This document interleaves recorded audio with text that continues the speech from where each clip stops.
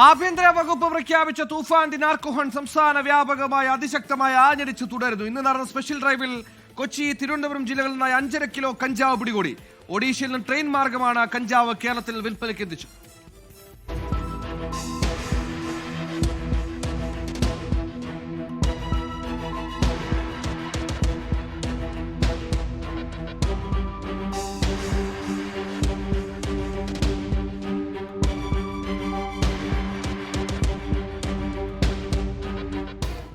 കൊച്ചിയിൽ വിദ്യാർത്ഥികൾക്ക് കഞ്ചാവ് കൈമാറുന്ന അതിഥി തൊഴിലാളിയാണ് പിടിയിലായത്. 3 കിലോ കഞ്ചാവുമായി അൻവർ ഹുസൈനെയാണ് ഡാൻസഫ് പിടികൂടിയത്. ഇയാളുടെ മൊബൈൽ ഫോൺ പരിശോധിച്ചതിൽ നിന്ന് നിർണായക വിവരങ്ങൾ ലഭിച്ചു. 10ാം ക്ലാസ് വിദ്യാർത്ഥികളടക്കം സ്ഥിരമായി കഞ്ചാവ് വാങ്ങിയിരുന്നതായി കണ്ടെത്തൽ. കഞ്ചാവ് കേസിൽ ഹുസൈൻ നേരത്തെയും പിടിയിലായിട്ടുണ്ട്. തിരുവനന്തപുരം തമ്പാനൂരിൽ കഞ്ചാവുമായി 2 പേരാണ് ഡാൻസഫിന്റെ പിടിയിലായത്.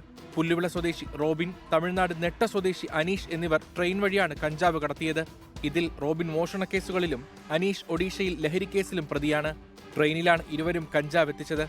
News desk 24.